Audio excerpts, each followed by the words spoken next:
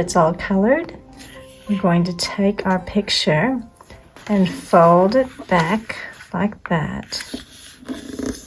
And there's a little dotted line that you'll fold it on.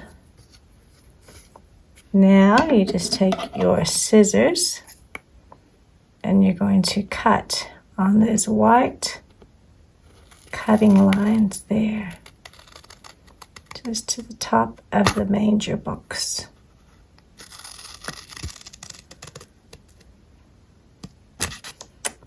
Now you're going to take the little manger box and fold it up like that.